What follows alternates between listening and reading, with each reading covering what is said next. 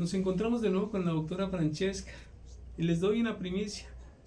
La doctora Francesca, si Dios nos lo permite, va a sacar un canal en YouTube para también hablar con ustedes. Estamos mirando qué nombre le va a colocar, ella también lo va a pensar, para que la apoyen, ¿sí? Realmente es una colega y es una médico veterinario, hija del doctor Carlos Alberto Padilla Melo, fallecido, muy amigo mío en tanto personal como colega y todo eso. Entonces sí, los invito para que sigamos el canal de ella. Y es una mujer muy bonita y yo sé que a todos ustedes les va a gustar, una persona que tiene conocimientos muy robustecidos también sobre el tema médico veterinario, y les va a hablar sobre el cuidado de las mascotas, sobre enfermedades, todas estas cosas que son tan interesantes para todos ustedes, para los dueños de mascotas. Doctora Francesca, tenga usted una buena tarde. Buenas tardes. ¿Cómo ha estado? Muy bien, gracias. Doctora Francesca, usted tenía unas dudas de un paciente que usted tuvo hace días, un felino fue, obeso, de unos 8 kilos aproximadamente, y este felino de raza bosque noruega, que presentó un síncope y presentó unas náuseas. Inclusive lo tuvo acá en el consultorio, le hicimos unos exámenes. ¿Y cuáles eran las inquietudes que usted tenía sobre el diagnóstico que se hizo? Porque pues queremos compartir con los colegas y con los dueños de mascotas sobre este caso tan interesante del gato Mambrú. Bueno, yo quería hablar sobre la hipercalemia. Doctora, la hipercalemia es un desequilibrio de iones, en este caso de potasio, que se da en el organismo no solamente de perros y gatos, en el ser humano también, y en todas las especies, doctora, en todas las especies de sangre caliente, y en las aves, en primates, en orangutanes, en simios, que son los grandes simios, felinos, megavertebrados. Hay desequilibrios de iones. Estos desequilibrios de iones hacen que el sistema ácido básico inclusive se altere en ellos también. Hablemos de perros y de gatos. Los niveles de potasio normales en perros van de 4 a 5.8 miligramos, 4 a 5.8 milequivalentes de potasio. Esto en gatos van de 3.7 a 5.5. En humanos generalmente es 3.3 a 5.3. Por eso en humanos hay una cosa que se llama la regla del 3, ¿sí? La regla del 3, que es en donde yo decido si a ese paciente le repongo potasio o le coloco insulina. De esto vamos a hablar ahora más tarde. Entonces una hipercalemia es un exceso en el ion potasio en el organismo, ¿sí? Y sabemos que esto es el gran regulador tanto al lado del sodio, de la bomba de sodio y potasio. Y entonces un desequilibrio en estos dos iones, si estamos hablando de potasio, pues va a provocar un problema de aumento del potasio, manifestado por una bradicardia, ¿sí? Manifestado por cuando hay bradicardia por la ley de Laplace, generalmente hay hipertensiones.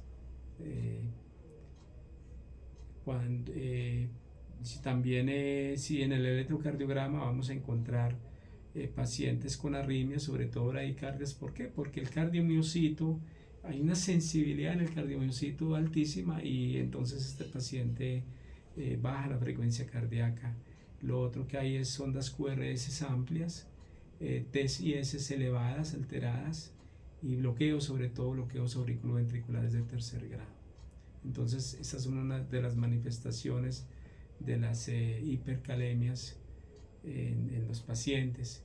Y también hipercalemias ya muy crónicas, y ahora lo hablábamos cuando hablábamos de intoxicaciones, digamos, de todas maneras hay una cantidad de potasio en el espacio extravascular, y si hay hipercalemias muy crónicas, pues van a generar el que se presente una acidosis metabólica por una uremia y haciendo una enfermedad renal, sobre todo una enfermedad renal crónica. ¿Nos puede hablar sobre los signos o síntomas de un paciente con hipercalemia? Bueno, ahora recordábamos hace unos momentos generalmente son pacientes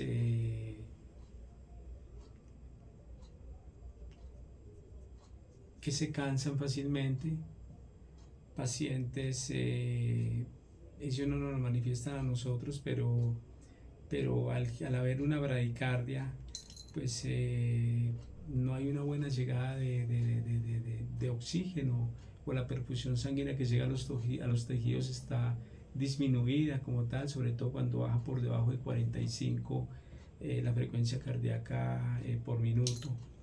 Son pacientes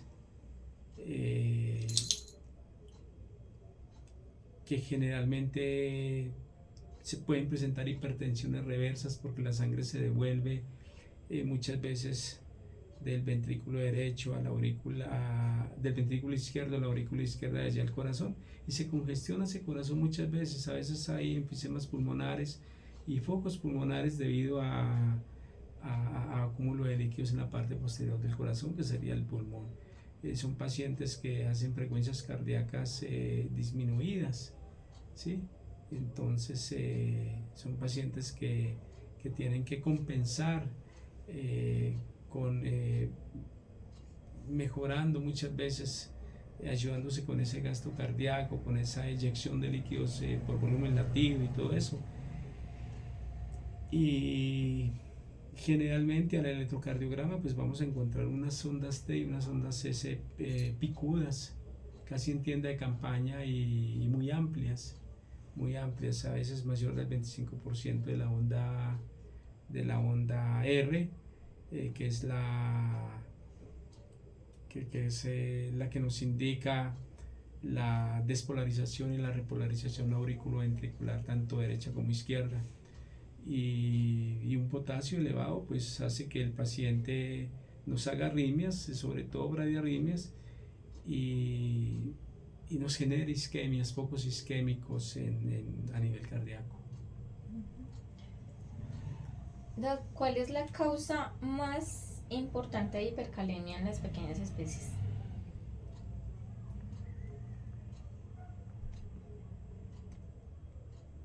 A veces alimentación. Hay que mirar que la alimentación que le estamos dando a la mascota no sea una alimentación muy rica en potasio. Dietas a veces, dietas muy hiposódicas también hacen que se nos altere esta bomba de sodio y esta bomba de potasio. Otra causa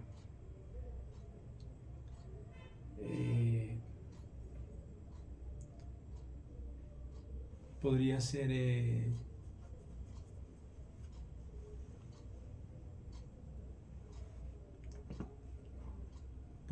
los niveles de glucosa en el organismo, también van a alterar los niveles de potasio del mismo.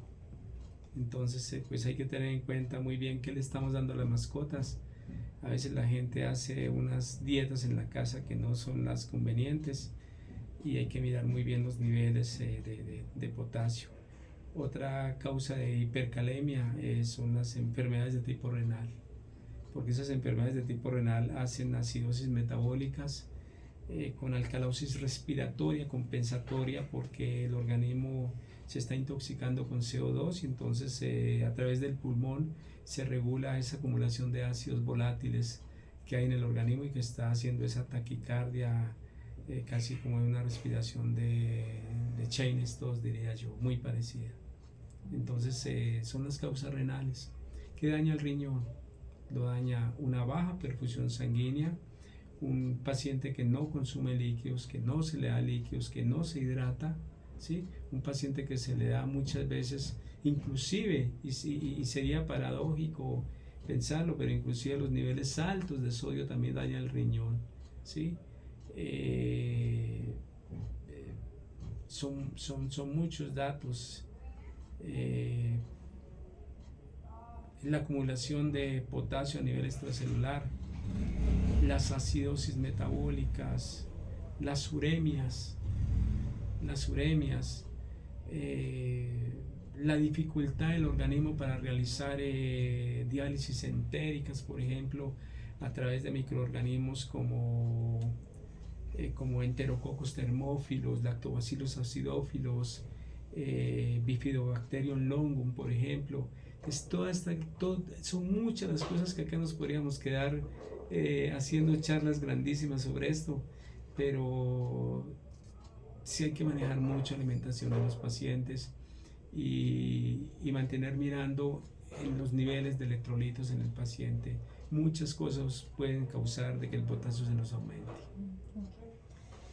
¿Es verdad que si coloco insulina puedo ayudar a la hipercalemia? La insulina lo que hace es pasar calcio extracelular a intracelular. ¿Sí? Es lo que hace la insulina. Generalmente una unidad de insulina me arrastra entre 2.5 y 3 gramos de glucosa. ¿Sí? Pero ¿qué pasa? Que si yo un paciente que está hipercalémico y que los niveles de potasio están elevados,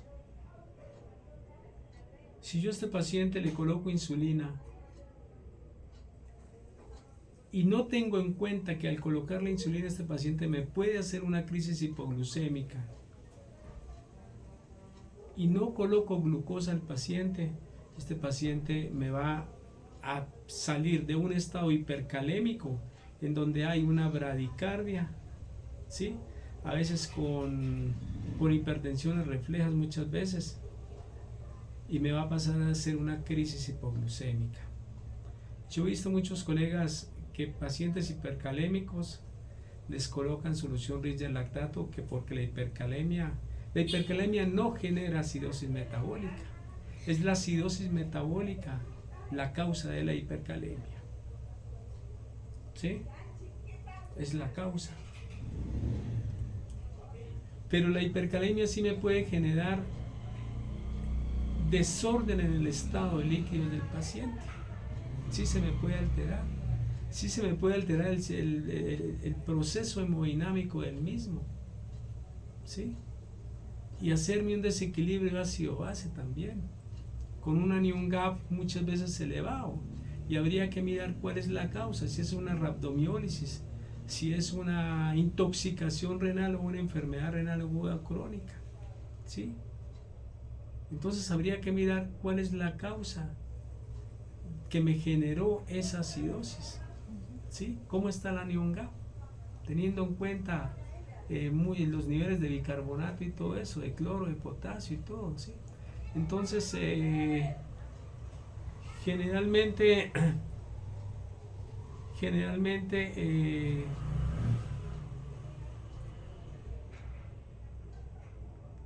frente a la pregunta que recuérdame cuál fue. Si coloco insulina, ¿puedo ayudar a la hipercalemia? Entonces a veces uno ve que colocan una solución Richter lactato para mejorar la acidosis metabólica. Es cierto que hay una acidosis metabólica, pero la acidosis metabólica es la que me está causando la hipercalemia. O sea, yo puedo colocar una solución Richter lactato, pero si yo estoy colocando insulina al paciente, pues yo debo colocar glucosa. por decir algo, si los niveles de potasio están bajos, ¿qué yo debo reponer? Potasio. Si los niveles, yo puedo reponer potasio. Si los niveles de potasio están alterados, están dentro de lo normal, yo puedo restablecer el potasio perdido, pero debo colocar insulina.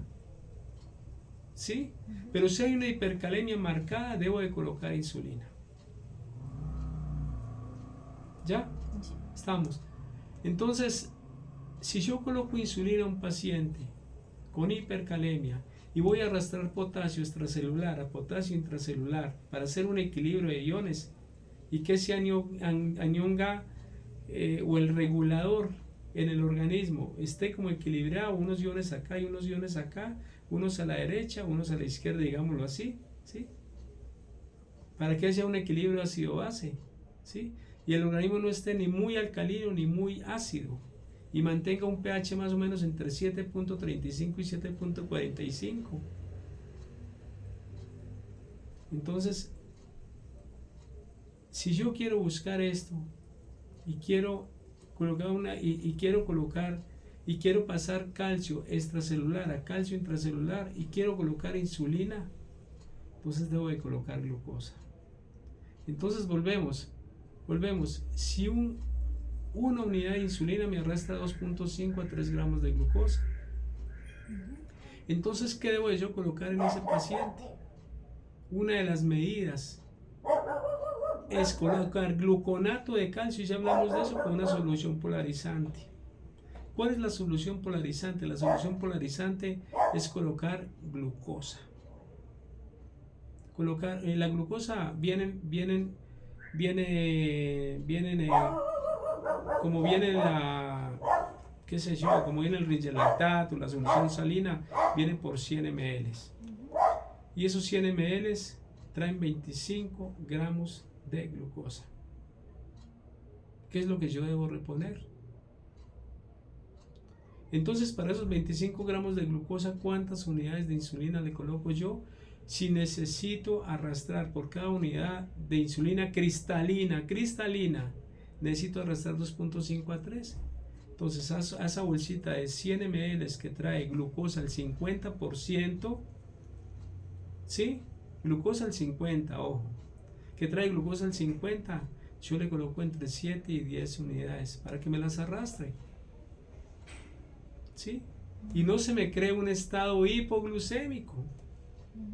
¿Ya? Porque si le coloco solamente insulina y solución rigelactato, entonces ¿qué estoy haciendo?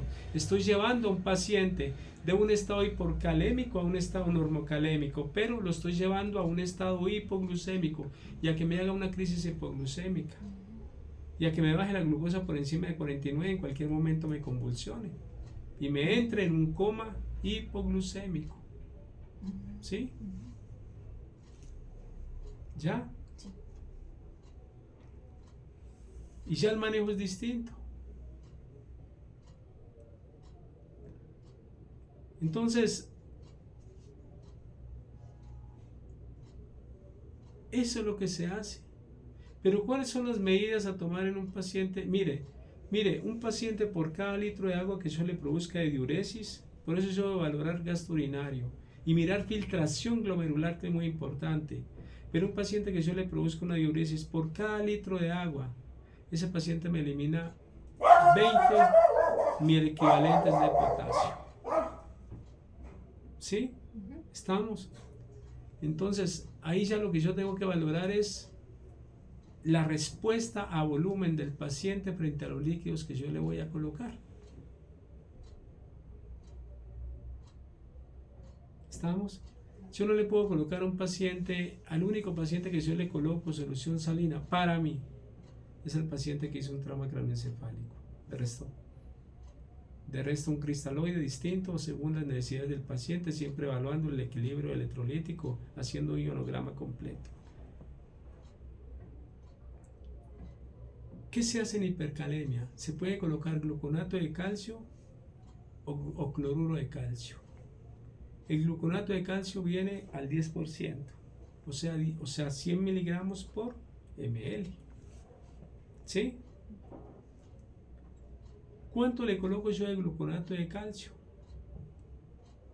Digamos, pensemos en un perro de 60 kilos, le coloco 1 gramo, o sea que le estoy colocando 10 ml, ¿cierto? Entonces por cada 6 kilos, si por cada 60 le coloco 1 gramo, por cada 6, ¿cuánto le coloco? Es una regla de 3, ¿sí? Porque no le voy a colocar 1 gramo a un pincher miniatura, ¿o no? Ok. En medicina veterinaria hay esa dificultad, a diferencia de medicina humana, y es el peso de las especies. Y hoy en día lo más importante es trabajar sobre peso ideal, no sobre peso vivo. Porque yo no puedo trabajar sobre un paciente que tiene un 20% de obesidad, trabajar sobre grasas, niveles de grasa, y sobre ellos colocar la dosis. Recuerde que la dosis hace al veneno. Dale. Bueno, antes de seguir, los invito para que vean el canal Sala de Emergencias. Activen la campana de notificaciones y el like en YouTube. También estamos en Sala de Emergencias en Facebook. También estamos en Vimeo, en Dailymotion, en Instagram, en TikTok, en todas las redes sociales. Sala de Emergencias.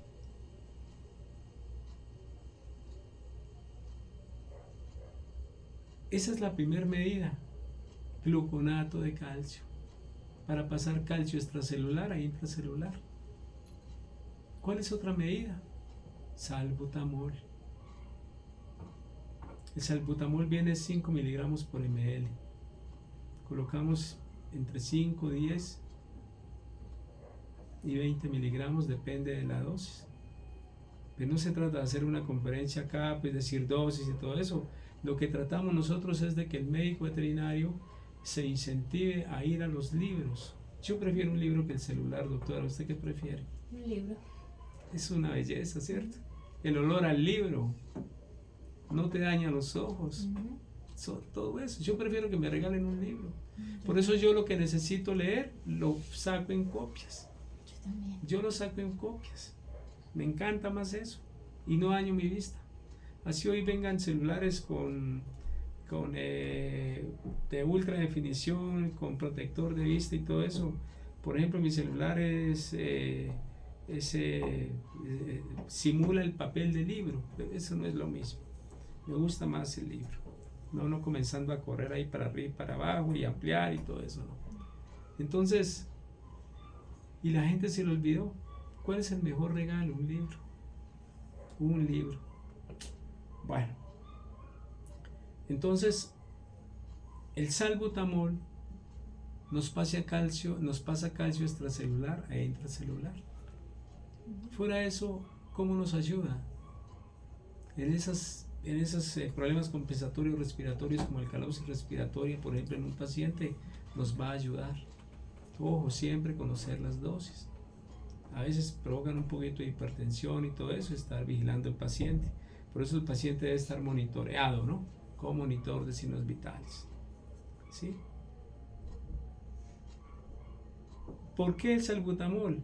Porque en las acidosis metabólicas provocadas por hipercalemias, por problemas, por enfermedades renales crónicas, por ejemplo, ¿sí? Los niveles de calcio producidos por las acidosis metabólicas se elevan y estas hacen alcalosis respiratorias compensatorias. Entonces se hace nebulización.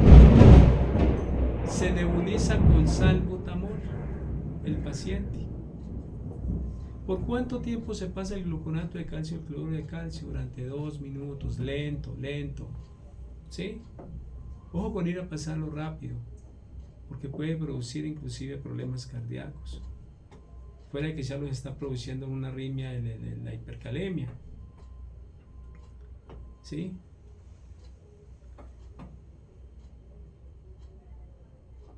Entonces, ¿cuáles son las medidas de urgencia en una clínica de urgencias, en donde se atiende paciente por urgencia y paciente crítico?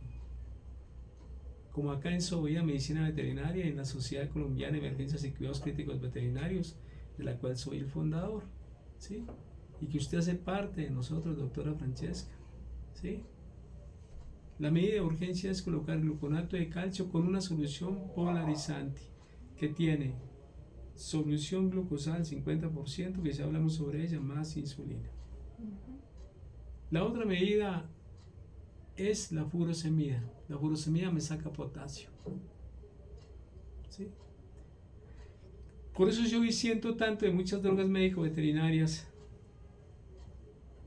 para pacientes cardiópatas que solamente traen benacepril con espironolactona. Sí, es cierto, la espironolactona me actúa en los escapes de aldosterona y me baja la presión arterial, coadyuvante con el inhibidor de enzima convertidora de angiotensina o el IECA, ¿sí? Y me evita la fibrosis del músculo cardíaco, ¿sí? Es excelente. Pero ¿y si ese paciente tiene una hipercalemia y está en el electrocardiograma marcando una onda T elevada, picuda y ondas S? Yo le coloco espironolactona cuando antes me atrapa potasio y no me lo deja sacar. No, debo descolocar es furosemida. Entonces, no todo tiene la verdad revelada. Por eso yo digo, si usted es médico veterinario y le gusta la cardiología, le toca leer mucho, como en cualquiera de las especializaciones de medicina veterinaria. ¿Sí? Porque si el paciente tiene una hipercalemia y yo le coloco y tiene una arritmia, y yo quiero engañar un poco el corazón y no mandar antiarrítmicos y no mandar moduladores de silueta cardíaca, por ejemplo, como estos inhibidores de enzima convertidora de angiotensina, como los sartanes, que son IECAS 2, los sartán, candesartán, valsartán, telmisartán, etcétera, etcétera, ibersartán. Entonces yo tengo que mirar cómo están los niveles de potasio en el paciente. Por eso yo tengo que tomar cómo está el potasio. O sea, no es que me hizo una hipercalemia porque hay ondas T picudas. Yo tengo que mirar por qué esa onda T picuda me puede obedecer a una isquemia. ¿Sí? Y si está positiva, el problema es subendocárdico. Y si está negativa, el problema es subepicárdico. Que hay infartos en los animales, algunos dicen que no, sí los hay. Lo que pasa es que los animales son intramural, son de muro, y en humanos son de pared. Y en humanos, en animales son microscópicos, hay un daño microcirculatorio, ¿sí? Con microtrombosis, que entre muchos hacen un infarto. ¿O a dónde se va el colesterol? No hace ateromas en las arterias y daña el endotelio y baja los niveles de ácido de óxido nítrico y aumenta el ácido úrico. Y esto daña el endotelio. Entonces hay que tener en cuenta eso. Y que hay ateromas, sí. Y cuando el ateroma se vuelve poroso, llega el coágulo y se va pegando a él y se va pegando. Y es como una carretera en donde el ateroma es la montaña y los coágulos son los carros. Y los carros no pueden pasar por la montaña porque se está derrumbando y llega otro carro y se pega a él y se pega y se pega. Y eso es un coágulo. El coágulo hace obstrucciones in situ y el émbolo los hace a distancia. ¿Sí?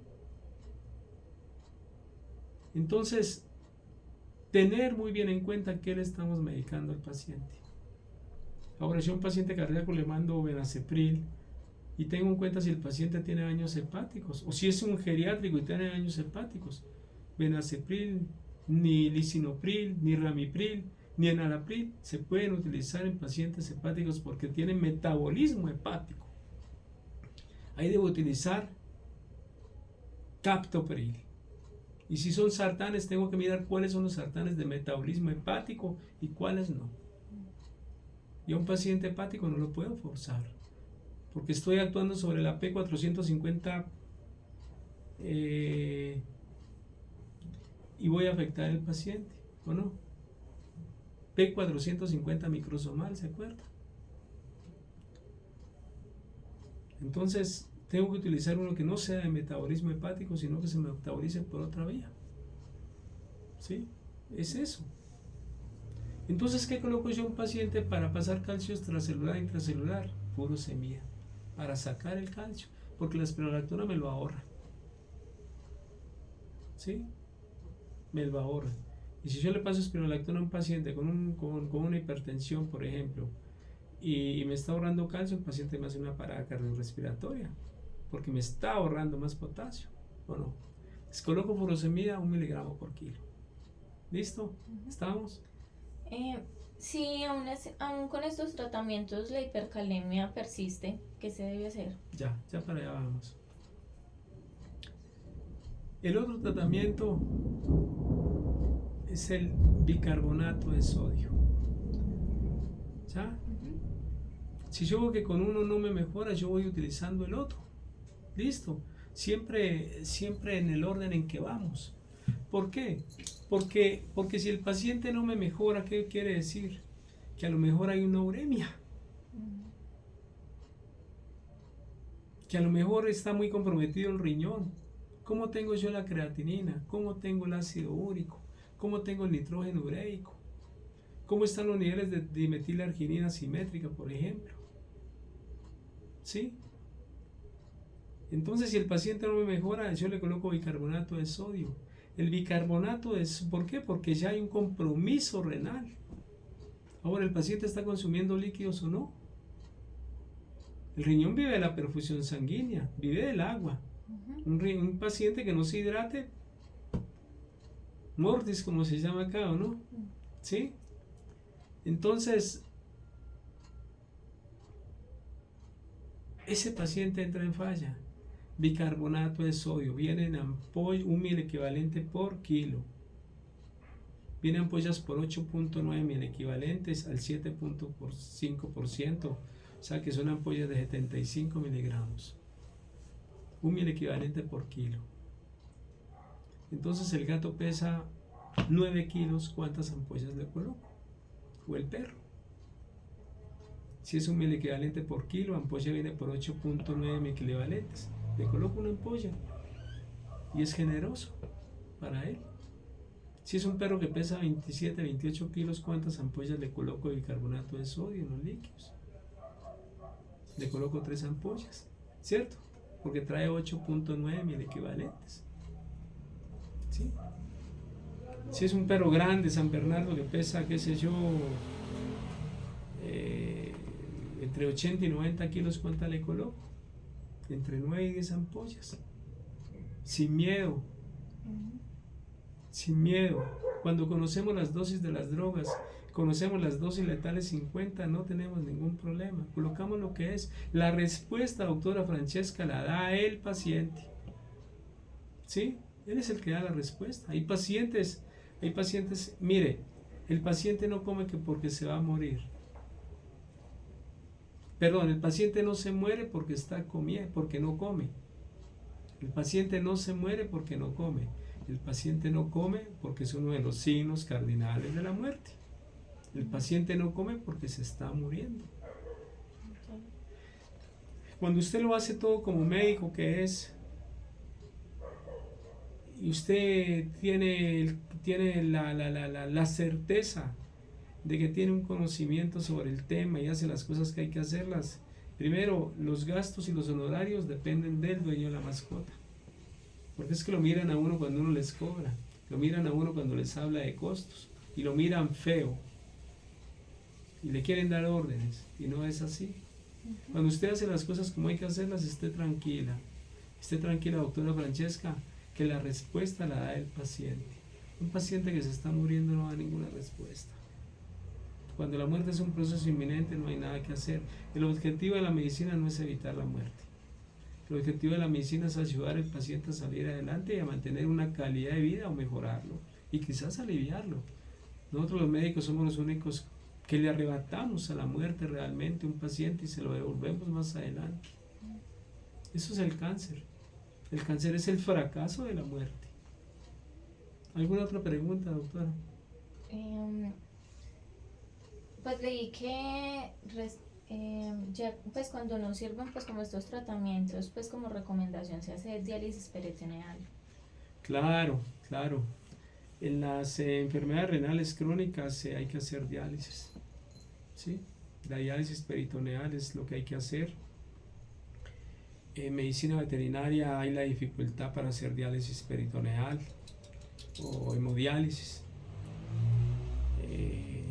Mire, en la antigüedad se hacían diálisis transcutáneas yendo a las termas, y en la época de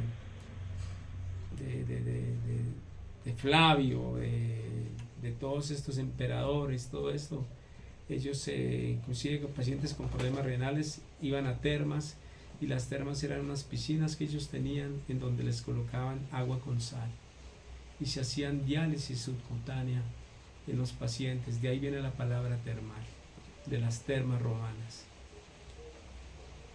Estas diálisis subcutáneas funcionaban excelente y se hacía un recambio de líquidos en el paciente con problemas renales. La medicina no era la medicina que hay hoy en día, pero hoy en día hay un producto excelente de un laboratorio que lo está trayendo a Colombia, y es un producto que trabaja a través de inocular al intestino unas bacterias que a veces hacen falta, y hablamos de ellas ahora, que es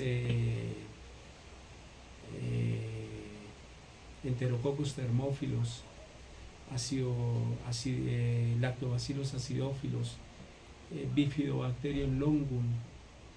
Y lo que se encargan estas bacterias a nivel intestinal es de atrapar los niveles de uremia del paciente que están causando el daño renal y que están causando esa uremia o esa azoemia, y están haciendo que los niveles de creatinina, de nitrógeno ureico 1 y de otras sustancias estén alteradas en el organismo y estén causando más daño al riñón. Entonces sí podemos realizar diálisis intraperitoneales. En Bogotá se hace. Un saludo para el doctor César Mayor, para la doctora Báez en Medellín, y para muchos médicos que se dedican a la nefrourología. En Bogotá se hace, ¿sí? ¿Y cómo evalúas ese paciente renal?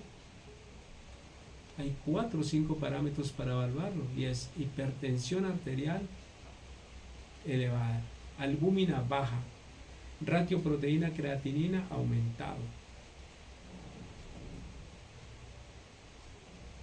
Los niveles de ratio proteína creatinina, si se hacen en orina, los normales son hasta 0.2 miligramos. De 0.2 a 0.4 en gatos y 0.2 a 0.5 en perros sospechosos, y para arriba elevados. Y el cuarto factor a mirar es la creatinina, que depende de los niveles de creatinina, son los estadios que están afectando la salud renal en el paciente.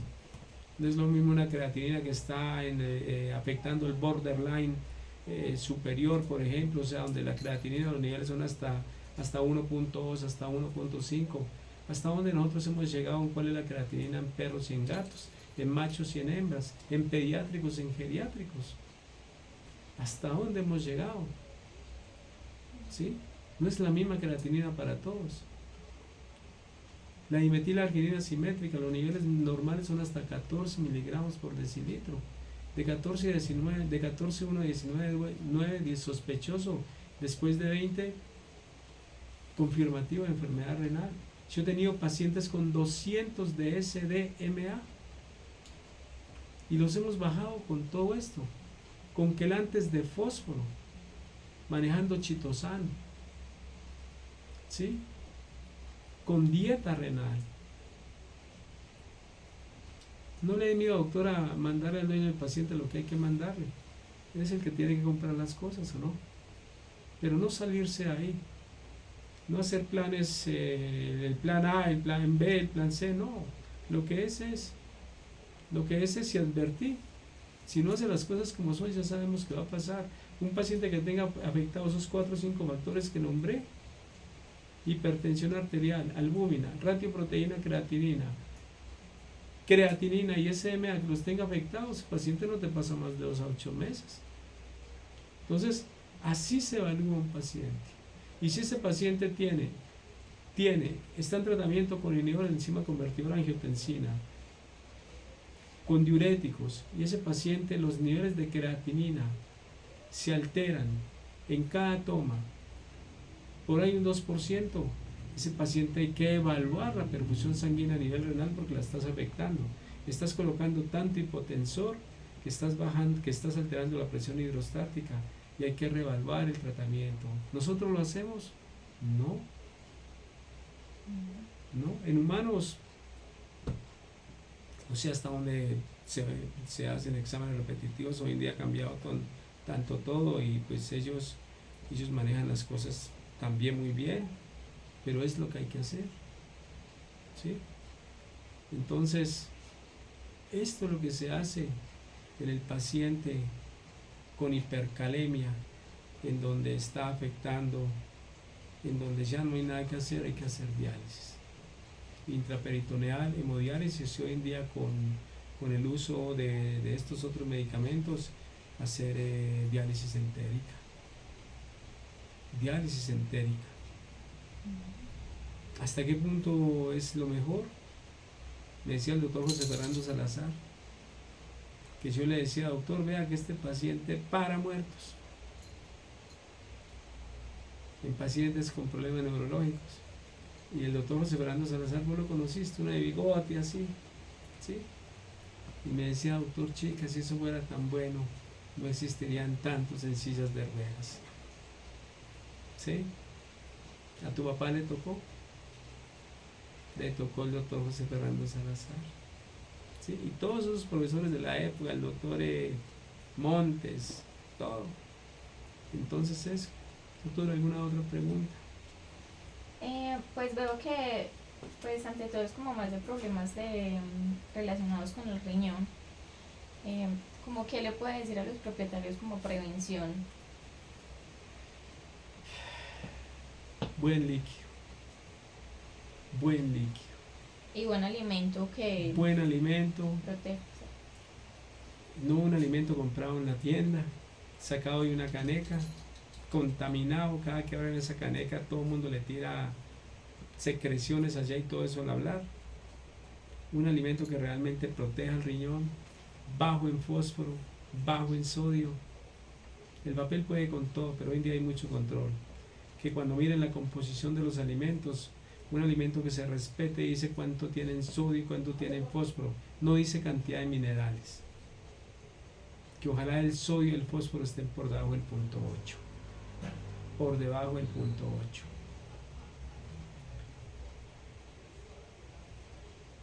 Pacientes renales o pacientes por sospecha renal, hepática y todo eso, si le estamos dando una dieta, que sea una dieta baja en carne roja,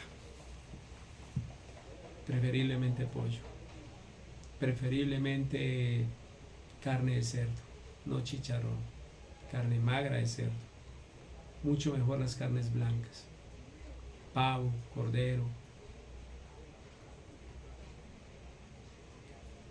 Y la mejor carne para el riñón, las carnes de pescado. Entre las de pescado, ¿cuál es la mejor? ¿Río o océano? Ahí hay una disyuntiva y te voy a decir por qué. Las carnes de río, pues primero el problema de las espinas, todo eso, el pescado además es más cartilaginoso. Esas espinas, todo eso, y los niveles de ácidos grasos omega 3, 6 y 9, ácido eicosanoico, pentanoico, todos estos nombres raros, son más bajas. ¿Qué hacen los ácidos grasos omega 3, 6 y 9? Pues proteger el endotelio, proteger las arterias, evitar formación de coágulos. De estos salen trombos, que son coágulos que obstruyen a distancias. Son antiinflamatorios, son antialérgicos, evitan presentación de infartos. Así muchos médicos veterinarios digan que no, lo que en otro era cierto y no lo es. Ellos también se infartan. Evitar los niveles de colesterol en las dietas. Evitar los altos consumos de azúcares en las dietas. ¿Sí? Ayudarles mucho a ellos. Es lo que hay que hacer. Las castraciones producen obesidad. La obesidad es contrainsulínica. y se crea diabetes. La diabetes daña el riñón afecta el gasto cardíaco del 70%, el corazón entra en falla. Entonces una dieta muy balanceada. Si le vamos a dar comida de casa, pues preferiblemente arroz, huevo, que es la mejor proteína, la fibra que sea yuca, chiguera, remolacha, ¿sí? Y algunas verduras. Libre en TCC, trigo, cebada y centeno. Libre en transgénicos, que sean dietas más naturales, bajas en sodio, bajas en grasa, generalmente ojalá muy hiposódicas, muy hipograsas, ¿sí? Y dárselas a ellos. Entre los pescados de agua fría y profunda, pues el de agua profunda, de mares, de océanos, pues es un pescado que tiene más cantidad de ácidos grasos omega 3, 6 y 9. Trucha, salmón, anturio, esturión, sardina, bacalao. Pero tienen muchos tóxicos de metales, de hidrocarburos, generados por los barcos. Por eso tratar de consumir pescado de mar que no tenga ciclos muy largos en el mar, más bien ciclos cortos. La sierra, por ejemplo, ¿sí? Balso. El bacalao es malo, la dosis hacia el veneno. Todas esas personas que en otra hora consumían aceite de hígado, bacalao, emulsión de SCO, hoy en día son los grandes calvos. ¿Sí sabías?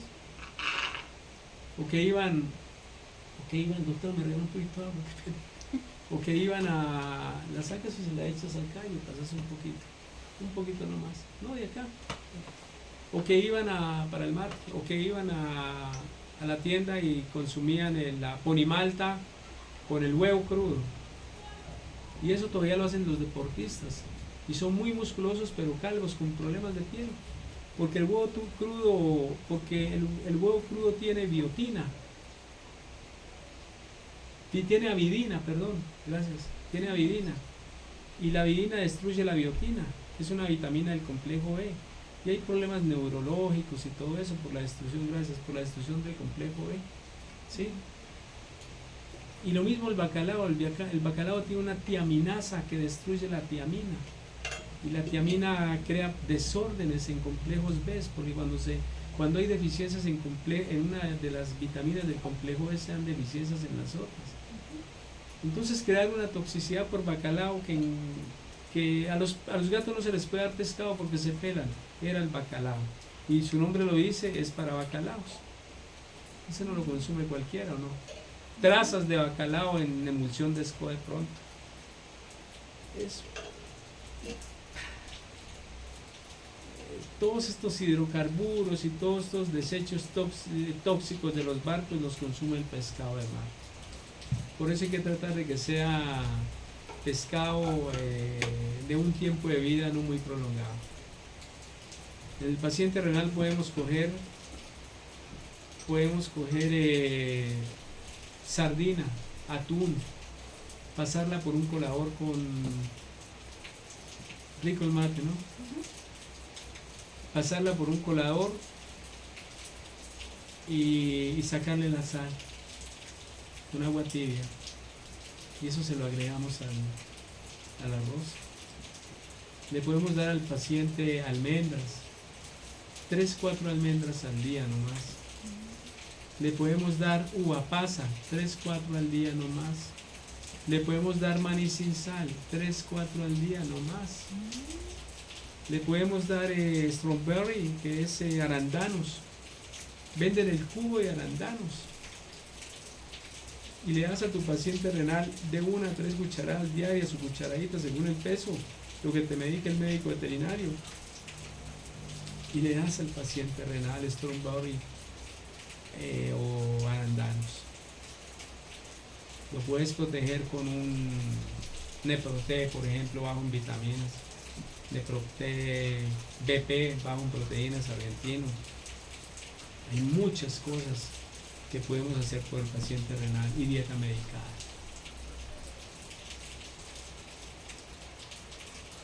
Entonces, cuando nosotros ayudamos al paciente renal, estamos ayudando a que ese paciente renal no nos genere una uremia, una azoemia,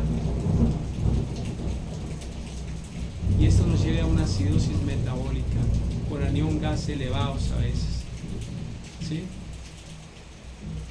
Y como mecanismo compensatorio de alcalosis de tipo respiratorio, porque el organismo necesita eliminar ácidos volátiles por el CO2 acumulado, por los ácidos acumulados. Entonces, siempre cuidar el paciente renal. Tenemos 10 minutos. ¿Qué otra duda? No, tengo más dudas al respecto.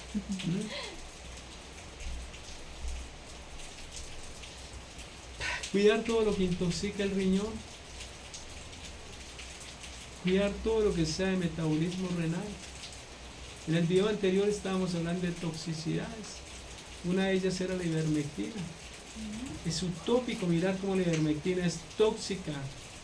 Es tóxica en todos los pastores y derivados, Welsh Corgis, todo eso, pastor malinois, pastor belga, para mí es el mismo.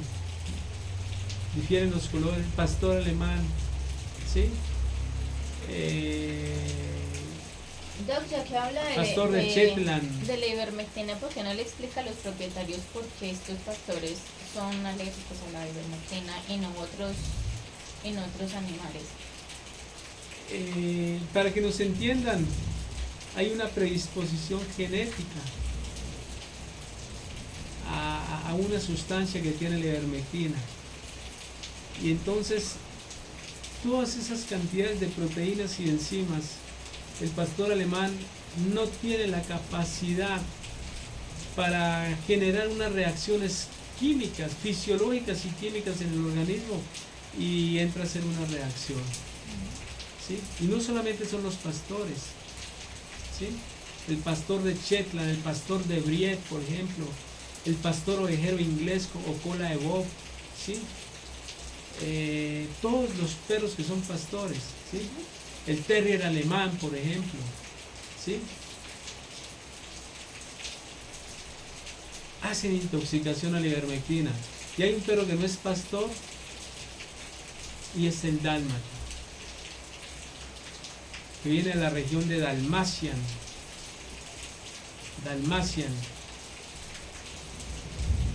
que es el perro blanco de la película 101 Dálmatas con Cruella de Vil.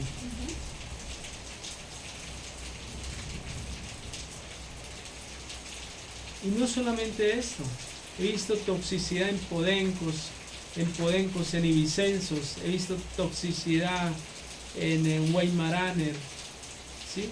En todos estos perros longilíneos, muy parecidos al dálmata. Y mira tan raro una cosa, doctora Francesca, pues yo tengo una caja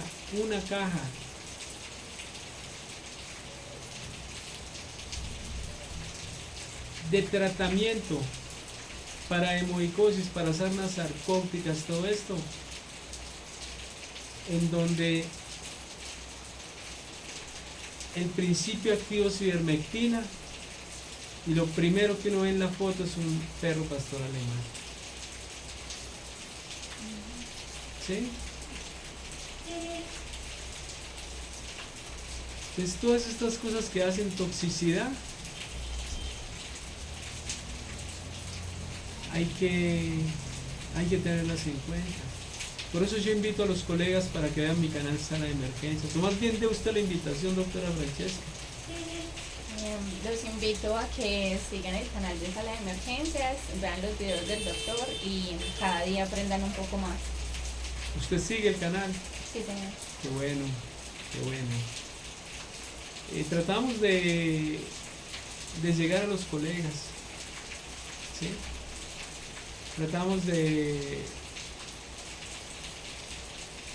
demostrarle a la gente.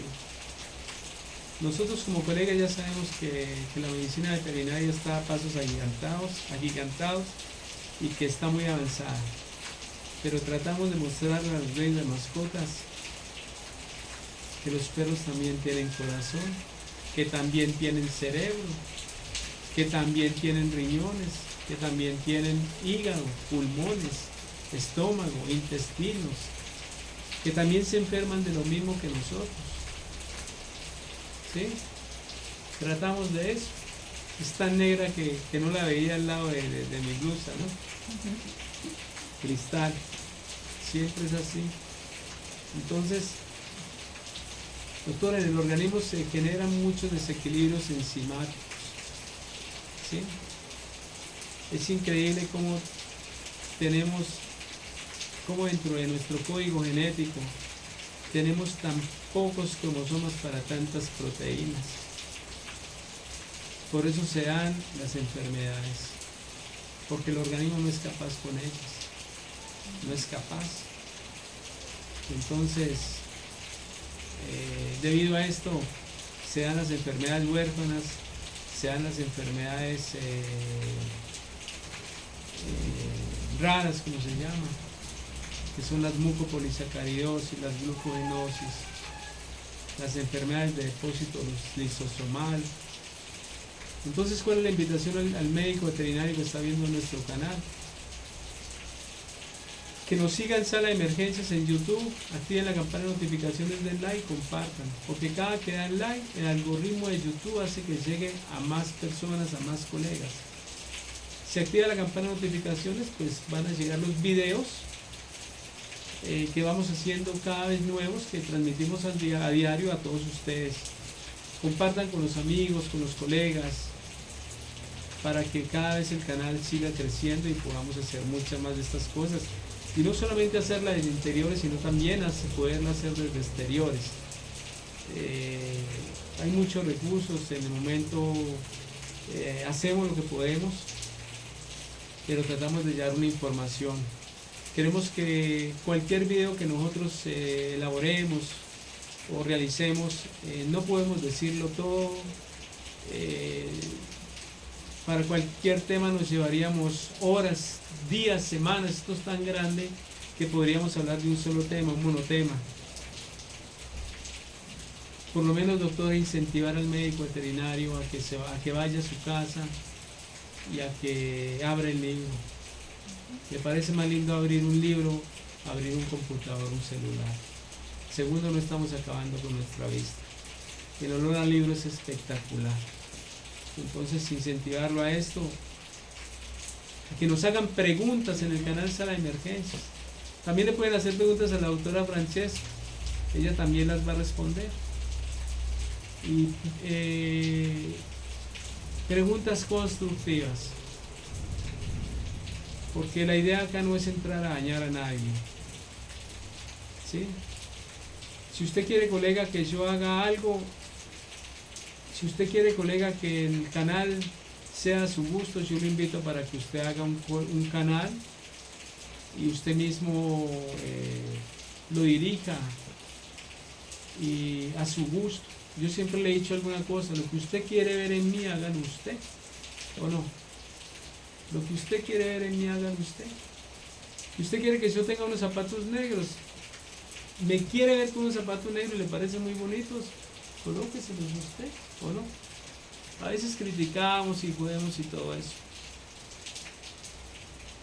Doctora, ¿cuándo la vamos a tener acá? ¿Será que se puede asomar un momentico acá? Invite a los colegas a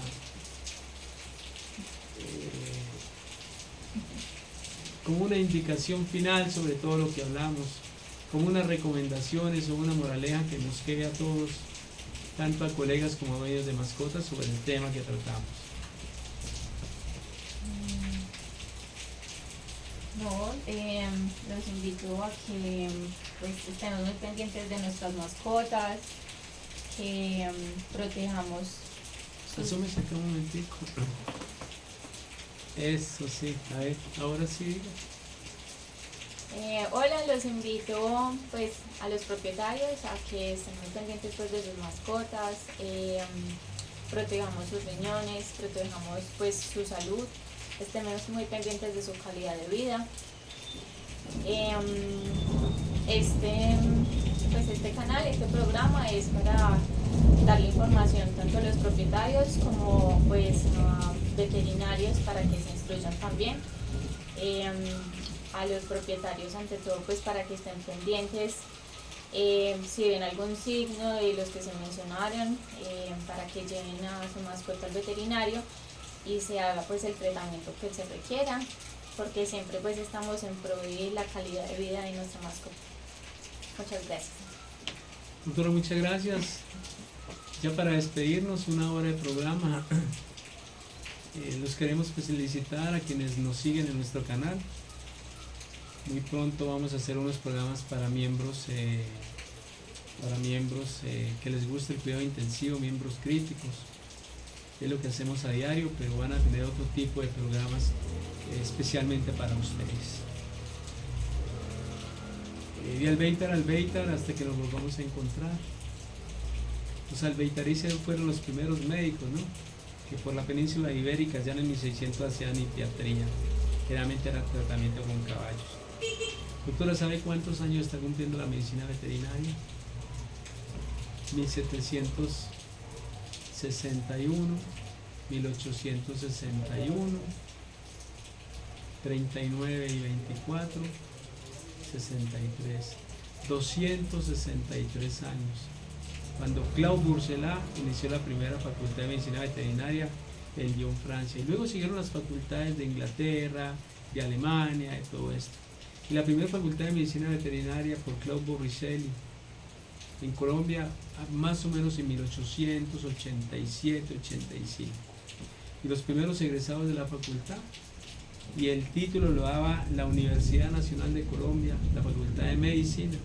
Decía graduado en medicina veterinaria, doctor graduado en medicina veterinaria en Colombia. Y así se quedó. Y hasta 1977 se dio el título de doctor en medicina veterinaria en la Universidad de Caldas, ¿sí sabía? Hasta que llegó y luego era médico veterinario y zootecnista, hasta que llegó este nuevo pénsul académico por